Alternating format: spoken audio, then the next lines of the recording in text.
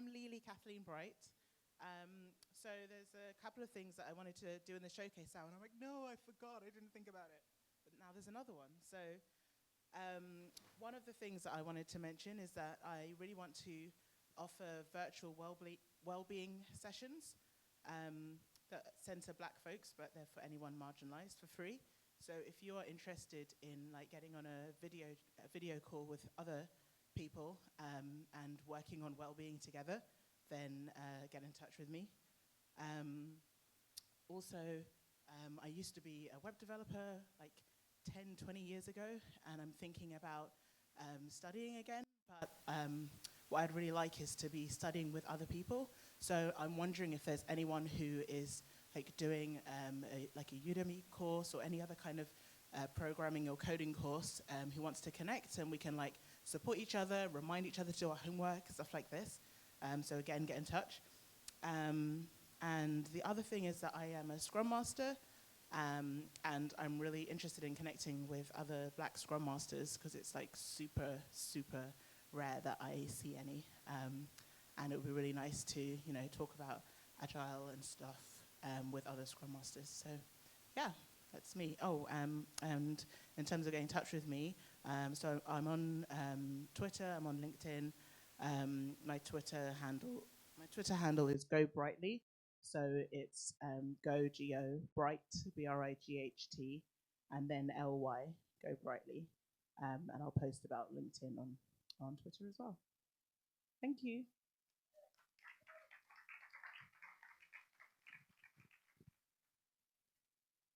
That was wonderful and efficient. So please give inefficient clapping, like over the top clapping. Who's up next? It's Terry. Inefficient, over the top, over the top, over the top. What's the time, man? Still morning. Good morning, everybody. Come on.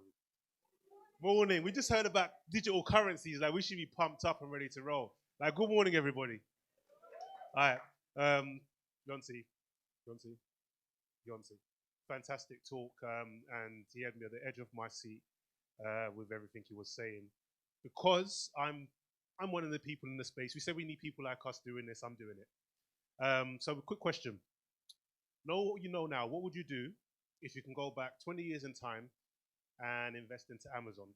And every time a sale happens, you get a piece of your profit back, or part of your money back, and as part of the profit. That would be great, right? Better yet, how many people would do that? How many people go back to 20 years and say, look, put all my money in Amazon because these people are rocking it? Well, there's no time travel just yet, so we can't do that. However, what we do have is an inventory club. An inventory club is a peer-to-peer trade finance ecosystem that makes it possible for anybody living in a Commonwealth to get access to finance without putting any money down. And the reason why we decided to build it is because we looked, well, actually, I've got a hair salon business with my wife, and then I wanted to go online, and I wanted to get extra money from the powers that be to help me essentially grow online. And what happened was everyone said, no, you're too small, we don't know you, we're not giving you no credit, you've got no credibility. So I started looking, I said, how do we do this? How do we solve this problem? And I said, well, there's lots of people out there who've got some money that's just sat there doing nothing. So maybe if we ask them to provide the funds, that could essentially help us buy the products, and they can get the return for putting the money up, and then we can get the profit, we get to grow, and the customer gets their goods on time. So I said, it's fantastic. Then there's one problem. How do people know that we're actually selling their products? You know, they can give us all the money, we can go and buy all these products, and we can sell and keep saying, well, we're not selling anything just yet. So essentially, we're using their money to become profitable, but they're not getting anything back. So I came across the blockchain, and I said, this is interesting. This gives us a level of transparency. And especially when you're dealing with a continent, everyone says, I don't know about sending money back home, you know, we might not get it back. Like, you know, you send some money to Nigeria to your cousin who says they want to do some business, and then, you know, somehow the business started and stopped before it even started, and there's no more money. So you say, how do we do this? So what we've done is we built a system that creates a level of transparency so that when you actually put money into somebody, let's say there's a kid in Nigeria, his name's called Femi. Femi's got no way to get no money. So what Femi can do is he can come to Inventory Club and he can pick a product. For now, we're starting with footwear. So he can pick a product, some shoes. He says, I need to buy these shoes. And we're going to work with pounds because we're in the UK, so it's easy to work with pounds. Each pair costs, let's say, £10. They retail for £20. He needs 10 pairs. So he needs £100. Retails for £200. He says, well, look, I need £100. I'm going to retail it for £200. I'm going to split the profit 50-50. I'm going to sell everything in 3 months. Sounds pretty decent, right? So that means if you put £100 in today, within 3 months, you're going to get £100 back plus £50 within 3 months. I don't know about you in these banking, but I don't know what bank is going to give you £100, £50 back in 3 months if you deposit £100. So, sounds good. So you can come to the platform, you can choose to say, okay, I'm going to finance Femi. You give Femi the money, but guess what? We don't give Femi any of the money because we don't know who Femi is, and he will take that £100 because that's a lot of money, and he will just go and do whatever he's going to do. So instead, what we do is, when you finance someone like Femi, we take the funds and we buy the goods directly from the suppliers. When we buy the goods from the suppliers, we still don't give it to Femi because if we give it to Femi, that means he can make £200 instead of the £100. So that's no good idea. So we keep the goods in our own warehouse. When we keep the goods in our warehouse, we've got a secondary marketplace, a bit like Amazon, called Conway. Now, Femi has a store. So Femi, your job is simple. Sell and divert as much people to your store on Conway as possible. And every time a sale happens, as we heard about smart contracts, programmable contracts, every time a sale happens, the smart contract kicks in. When it kicks in, 14 days later, after the return policy, the return period's gone past, Femi gets his share of the 50%, and whoever put the money in gets part of their principal back plus 50% of the profit. That's exactly what we've built with Inventory Club, and the reason we did it this way, and a lot of people have said, no, change the model. I said, if we change the model, the people who have no credit can't get in. We built this model so that people who don't have credit, they don't need credit, because the application, the ecosystem itself allows people to build their own credibility. So you can come in with nothing, absolutely zero, and you can build financial freedom for yourself. You can build your own legacy. Essentially, you can get decent pay and economic growth, and I can see that they're telling me to come off. So if you do need to speak to me, please speak to me afterwards. And we have created our own currency. It's called VNT, and we do have our own wallet. Essentially, we're doing it. So please speak to me afterwards. I'll be happy to tell you more about what we're doing. Thank you.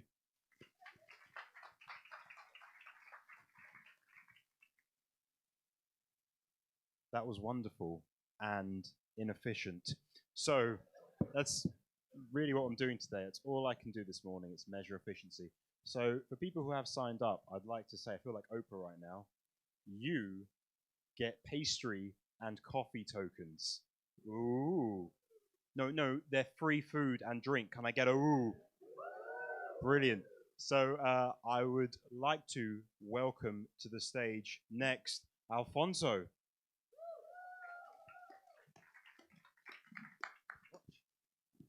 Hi everyone.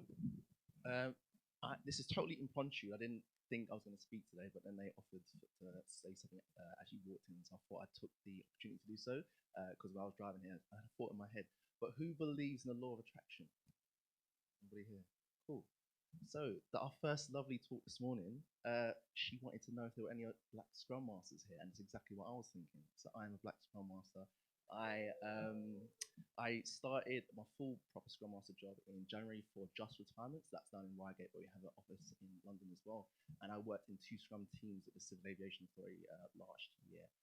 So what I thought on the way here was, okay, I've got a friend as well who she wants to become a Scrum Master, and I'm coaching her at the moment, helping her to break into it. And I thought, okay, hopefully there'll be other Scrum Masters I can reach out to at this event and maybe meet up, share ideas and whatnot. But then it developed into, okay, how about starting a meetup group? So I literally created one this morning. I searched to see if there was a meetup group. There wasn't.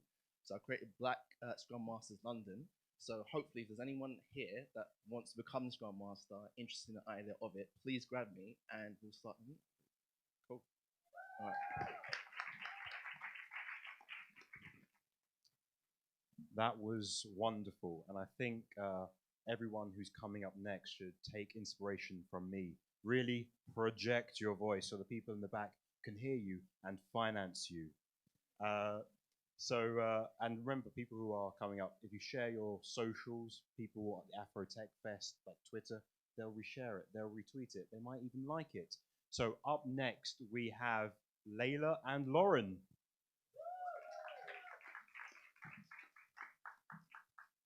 Hello, sorry, I'm a bit nervous. So, hi everyone. My name's Layla and this is my best friend Lauren. So essentially we're both game students at the University of Norwich, and what we're trying to promote is, well, actually we have a name, it's Bane Jam, similar to Game Jam. I got my notes.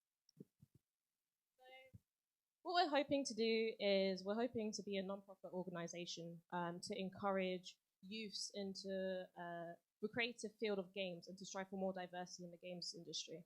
Because as you know, the games industry is predominantly white, and there isn't much representation when it comes to people of color and minorities in the games industry. So essentially, we're trying to put our ideas together, and my idea is to get more young people into the creative field of games, and in a sense to help reduce knife crime and gang affiliation, because this hits a bit closer to home because I had my brother who was like in like gang affiliated stuff, and I kind of tell myself, if I had something, or if you had something to preoccupy your time rather than going out on the streets, then you can create that interest for you to then go on to go into games, because every young person likes games. So if I can at least create something for them to find that spark to kind of be like, you know, I can actually do something creative, because like I think it's more like a cultural thing that you're not really told that you could go into creative fields. Like you know, I had my mum telling me, you're gonna go be a lawyer. It's like, yeah, okay, I'll go be a lawyer. But it's like when I kind of found out, you know, I actually like doing games and stuff, I kind of went on to do these creative things, and yeah. So I'm trying to games industry, and Lauren has her idea. So I have always wanted to really represent women in games, because there really is not much representation at all. It was something I didn't know was a thing up until I actually went to uni. And in our classes, Layla's in the year above me, she only has 3 black people in her class out of a class of like, you know, 50 plus. I only have 3 in mine, and we're all actually mixed. So there's no, you know, real representation even in our current you know, industry, and it's something that we do worry about, as we do worry that there's not enough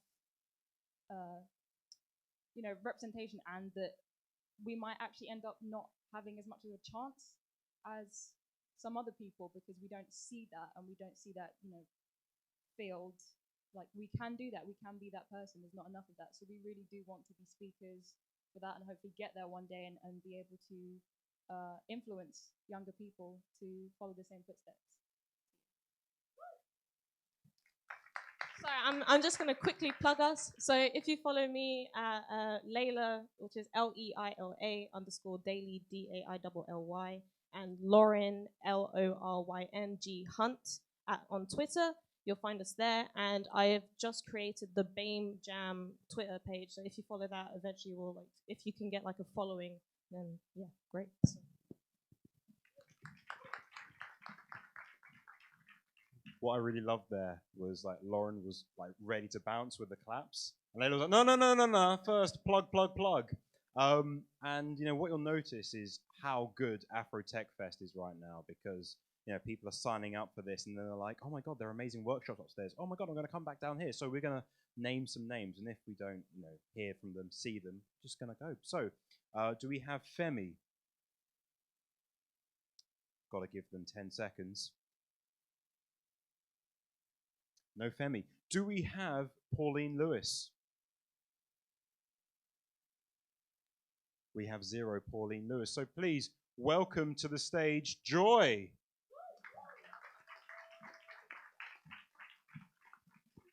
I felt like I was a backup prize then. Hi, I'm Joy. I'm trying to do this backwards because I'm going to talk about a couple of projects. So if you go to my Twitter, which is life_n_joy_, life and joy, I've just tweeted the projects I'm going to talk about.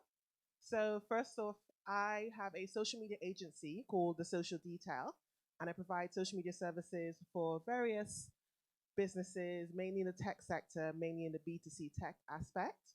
And I'm based in Bristol. So my following projects are Bristol based.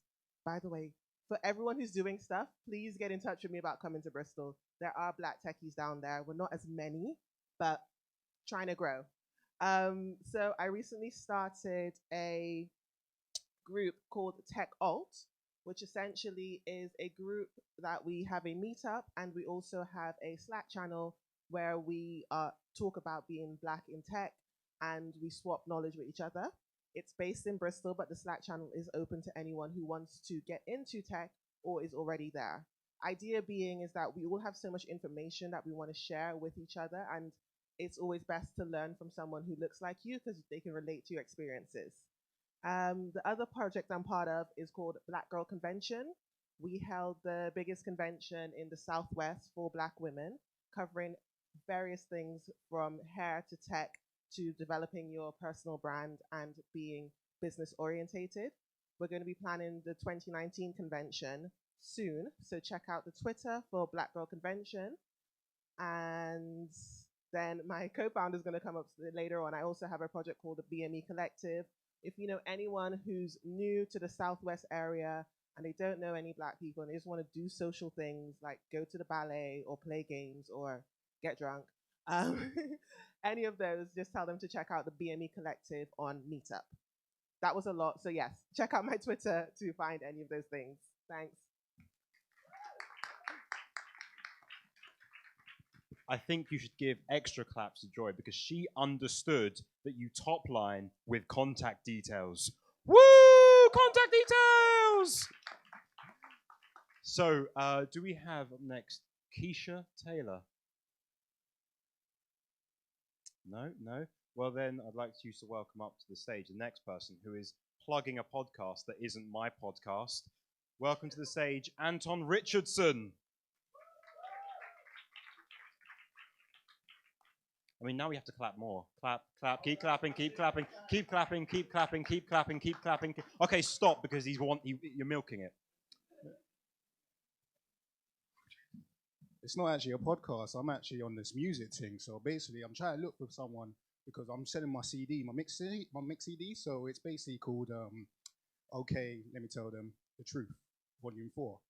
Really and truthfully. I want to wave. How many of you people are actually trying to work towards buying your parents a home or even a friend or family, a loved one, a sibling? Just give me a wave. Let me see. All right. How many people have actually done it? Respect. I respect that. So what I find interesting in life is we kind of get so overwhelmed with life that we kind of ignore the important things. We think about finance, but we forget all the other important things like your health, your well-being, everything else. So my space is really personal development. 9 to 5, cybersecurity, but what I'm also interested in is how can I help other people? And this is when the podcast comes into play. So I'm 28 years old, I still live at home.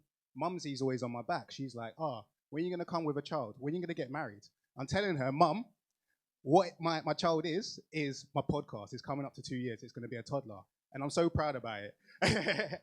But Mumsy doesn't understand that. But what I have to realize as well is how do I nurture that relationship with my mother? And that's when personal development comes into play. And this is the reason why I'm trying to promote the podcast to actually change people's perspective and actually get them in a place where they start asking themselves those serious questions. How am I going to be remembered? I believe everyone's got a light in them. And I feel like, how do you nurture that light? How do you make sure it shines a little bit more? Whether you're into podcasts or you're thinking about getting to the next level, check it out. So I'm going to plug it. It's not going to be a shameless plug. Tag me in podcasts on Instagram and also on the Twitter. If you want to listen to it, Apple Podcasts, Spotify, SoundCloud, everything else like that. A kind of personal plug. I'm trying to build up my personal brands. Trying to do this thing in terms of personal development. So if you want to find out a bit about me, you can hit me up on Future AJR on Instagram and Twitter. I've got a website as well. The website is antonrichardson.co.uk. If you want to drop me a message, it's hello@antonrichardson.co.uk. If you're interested in the podcast and you've got feedback, hit me up. So if you're interested in the podcast and you want to be a guest, if you've got something that you want to showcase, hit me up on that. So the email for the podcast is info@tagmeonpodcast.co.uk. Keep on forgetting all the things. Oh, you're trying to speed me up. Who's from East London? Can you say East London? Get off. Who's from East London? Because I basically got office space and I want to open up to people because I'm all about helping and supporting people. Stay there. If you need an office space, if you've got a project, if you're a freelancer, if you're a remote worker, if Alex wants to come on stage, he can come on as well. But if you want an office space, it's there, it's free for everyone, and you can get in contact with me with all the relevant information. So thank you. Enjoy your weekend. Self-care is so important.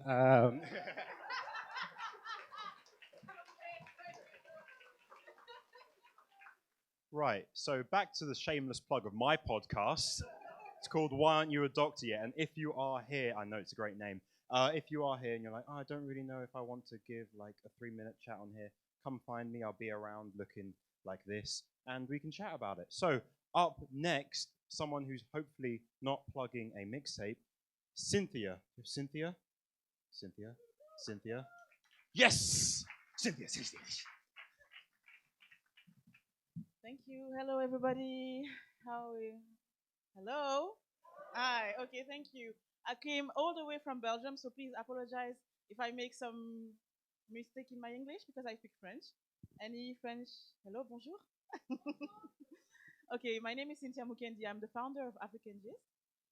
We're actually a non-profit organization based in Belgium, and what we do is that we try to bring together tech and digital experts, Black experts from Europe, with tech and digital entrepreneurs in Africa. So basically, in 1 year, a little bit more than 1 year, we've conducted trainings in Ghana, Nigeria, Congo, Belgium, and we have one this afternoon here at the Mix. Basically, what we want to become is the biggest platform bringing together experts from the diaspora with experts on ground in digital and tech space. Why? I actually lived in Nigeria for 2 years, worked in media, digital things, yeah. And people were always asking me, why are you back? I mean, you're from the diaspora, everything is so cool for you, why are you coming back? And I had to ask myself, why am I going to a country which is not mine because I'm originally from Congo? And why do I want to make a change? So basically, people have that feeling that once you are in Europe, you just forget about them, and all the experts they can see and meet are white. But actually, the skills are also Black, and we are not present. We are not there. We are not showcasing our skills. So basically, we are having our session at 2:45 about how to create a community of Black tech experts across Europe. Why? Why is it important? And how do we sell our own skills? Are we showcasing ourselves as experts or just, I'm doing tech, it's just something, So if you want to join us, please do. If you want to talk with me, get to know more about what I'm doing, learn French, just, come to me and I will be very, very happy to have a chat.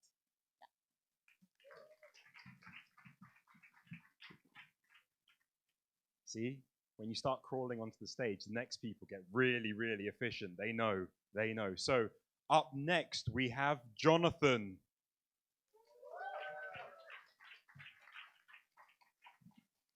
Thank you. Good morning, everyone. My name is Jonathan Dalrymple. You can find me on Twitter at Veritech, Veritech. And what I want to talk to you about today is helping heavily indebted nations. So there's a bunch of different countries that I guess some of you might have heard of: Barbados, Cape Verde, Mozambique, Jamaica, and Belize. And the problem that these nations have is they've got a lot of debt. We're going to take Jamaica, for example. So Jamaica's got $14.9 billion in debt. What does this mean? This means that they have an annual average interest rate of 9.1% on $14 billion. That means every year, Jamaica pays its creditors $1.1 billion. For context, that's 43% of their budget every year they pay out to their creditors. What does that mean in real terms? That's 8,000 doctors, 30,000 teachers, 37,000 nurses, and that still leaves $200 million every year. So if they didn't have to pay those creditors, that's what they could be doing with that money. There are a number of solutions, but what I want to do is I want to work on a solution to kind of redirect some of that money that goes out to its existing creditors back to the people of Jamaica and back to the people of various heavily indebted nations. At the moment, for me, this is just a project that I'm just starting to work out. And so what I'm looking for is people with regulatory experience, people with experience working with fixed income markets, and people with experience working in fund management. If you're interested, come and grab me afterwards or contact me on Twitter. Thank you very much.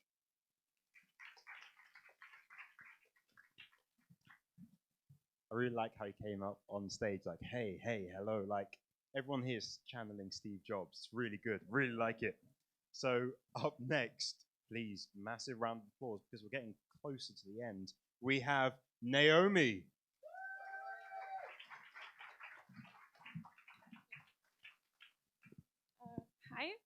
everyone. My name is Naomi Mayonga.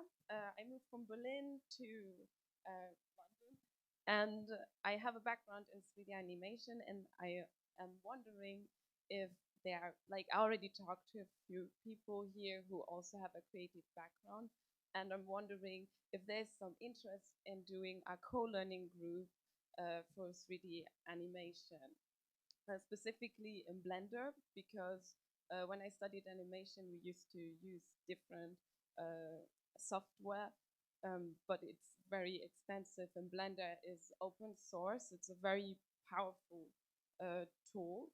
And I was looking for people of color in London that would be interested in joining in a co-learning group and, yeah, figuring out if people would like to join.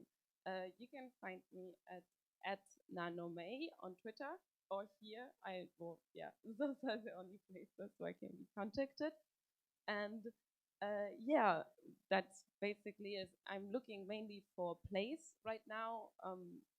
For teaching, I would teach the animation process from rigging, modeling, and all of that.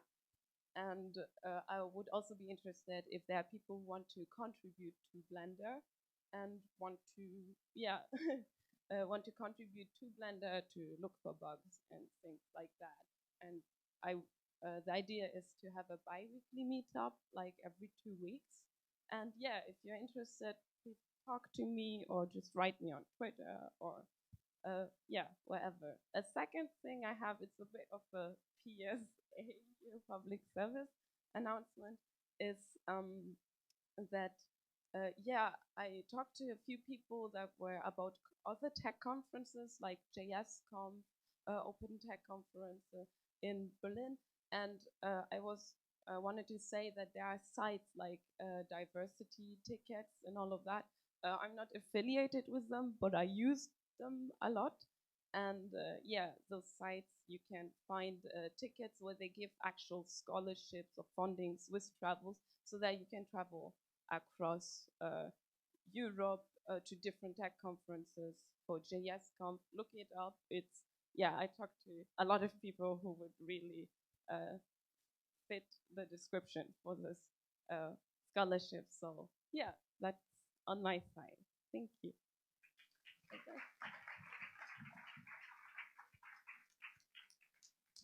Just fantastic.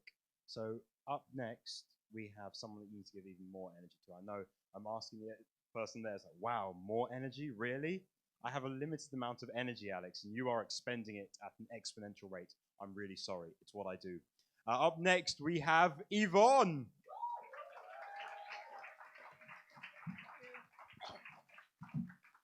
Hello, everybody. The light is right in my eyes. I can't really see you all. Welcome to Afrotech Fest. I'm really having a great time. I'm here as a volunteer, and I've just come to talk a little bit about something I'm really interested in. I've been doing yoga for about 10 years, mostly first as a participant, and then for the last 4 years as a teacher. And for me, it's been really helpful in terms of mindfulness, in terms of expressing myself. And I've also been a school teacher for 20 years as well on top of that. So what I'm trying to pitch today is trying to put those skills together and developing a space called Yoga for Us, whereby it encourages people of the diaspora to be more involved in yoga. Because very often when I go to spaces, I'm normally the only Black person there. Occasionally I might see a few other Black people in there. But I just know for my own health and well-being, and today, this weekend, there's been a lot of talk about wellness, mindfulness, self-love, self-care. And yoga is something, when I teach my students, they always give me nice positive feedback, how good it is for them. So my pitch is really, I'm looking at spaces at the moment to find a location called where I can develop my yoga for us. And I want to really make it more of an inclusive space so that there is more diversity. When I get people of all ages, all genders come in, and I always get the same feedback of how useful it is. It's really good for mindfulness. I'd love to give it more to young people, to them to get more involved. I know some schools do it, but it tends to be like a little bit on the curriculum. But my idea is really just to create some more spaces initially around London, and just see how we can fan that out. So if that is something of interest to you, that rings any bells, please come and see me. My contact details will be given on the Afrotech Twitter. Okay, thank you very much.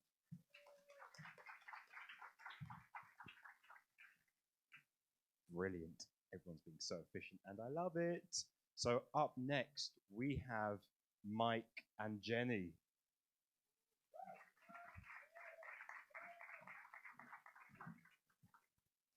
Hello. Hi, I'm the Jenny that he mentioned in his talk. So nice to meet you all. So I've just tweeted out basically what we're going to say because we'll forget. Basically what we're interested in, what we noticed, a lot of people talking about the things that they're starting up, the projects that they're doing, the things that they want to get involved with, and often they're kind of quite at a really early stage. And one of the things that I'm sure everybody knows that's most important in terms of getting your voice out there and things like that is getting a website. So what we're going to be trying to do is offer basic WordPress website building as a kind of community workshop thing. So we're looking for both spaces, people to help us get spaces, and Mike thinks we're going to do all the work, but we're not. What we're looking for, because Mike will do too much and then burn himself out, is people who are running local groups. Whether you have spaces and you want us to come along and give those workshops, we will give the workshops. Because otherwise, that's too much. He says he's going to do it. It'll be me doing it. Yeah, he'll present. He'll turn up. I'll make sure of that. So we're looking for organizers, meetup organizers. There's loads of Black communities here that you're doing stuff. You've got the space. You know the people. You need the information. We will turn up and give you that information. We will also, because we can, give speaker workshops. I want to see. I spend a lot of my time at tech conferences. I get bored really easily. I see the same people. This week I've seen amazing people who should be on those stages. So I want to give speaker workshops, mentorship, so you're on the bigger stages, not just here. And also meetup, user group, and conference organizers. Debs might tell me that I've done an okay job with this. So I also give organizer mentorships. So if you're planning to you have problems with your meetup and stuff like that, that's kind of my specialty as a software engineer. So any of those things interest you? I've basically been tweeting on the Afrotech Fest Twitter handle, but both of us are going to be here pretty much all day. Please come and talk to us because we would like to share our knowledge with your communities. Thank you.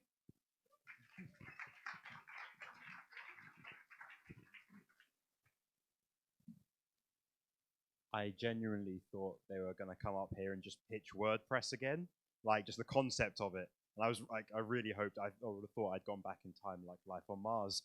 So up next, we have Ramat.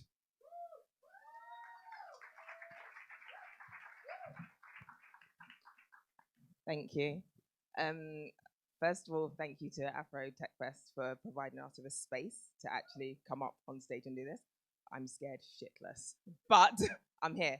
So I want to talk to you about a project that I'm working on called The Inspiration Box. You can find it on Instagram, The Inspiration Box.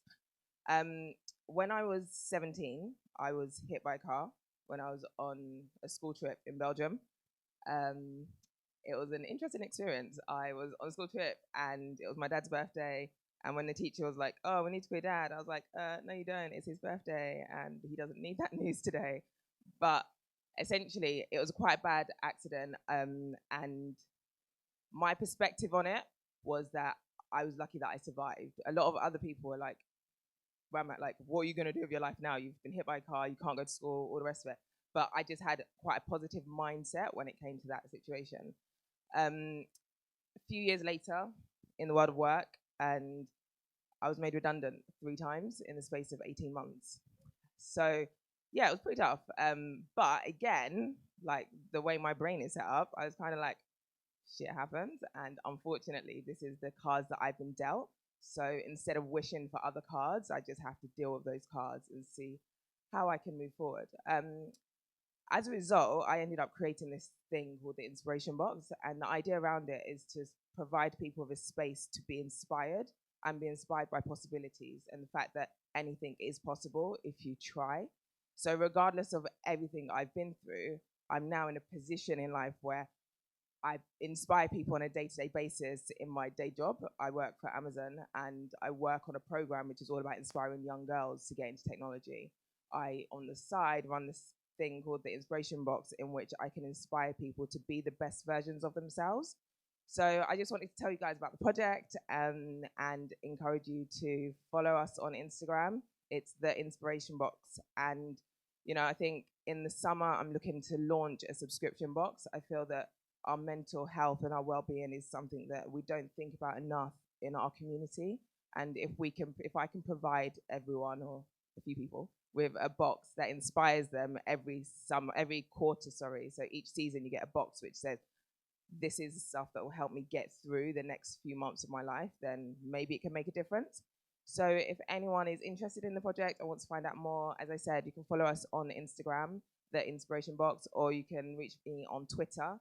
And my Twitter handle is Ramat_Tijani, and that's spelled RAMAT_TEJANI.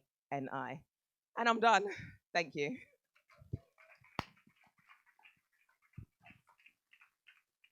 Smashed it. So I really like smash. Very Radio 4. Smash. Or mashed potatoes, sorry.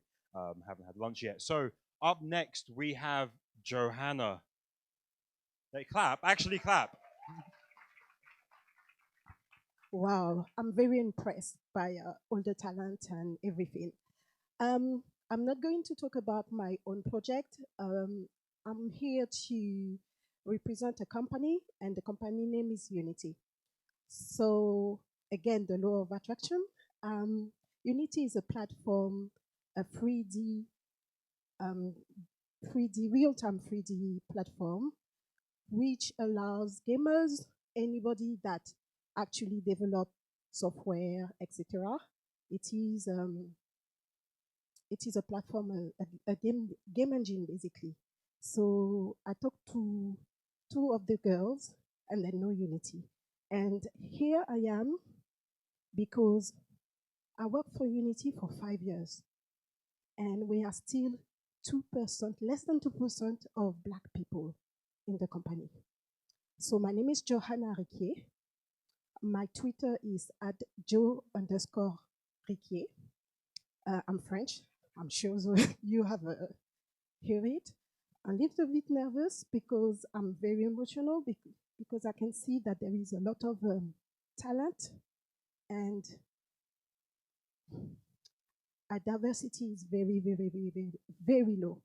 And I've been working on that for 5 years, trying to get people together in Africa, in Europe, Middle East, and Africa. My job is a business development manager, but I'm still part of the diversity and inclusion program, which is a pilot. We are based in Brighton, but we've got offices everywhere, five towns in UK. It's a 2,000 employees company, and the game industry will be worth at the end of the year $138 billion US. There is space for anybody. You see, I'm not an engineer or a technical person, but there is place for marketing, business development, engineering, everything. So voila, that was me.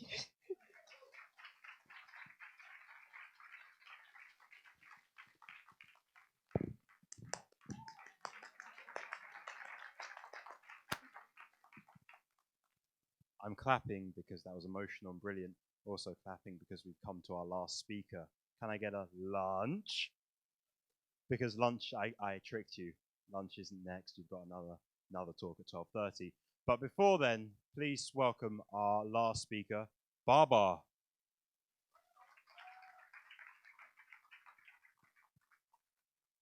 Thank you. Hello, everyone. Hi, my name is Baba Jide. I'm from Nigeria. I only moved to the UK about 5 years ago. I currently work as a HR consultant, and I'm a tech enthusiast. I'm super interested in blockchain and cryptocurrency.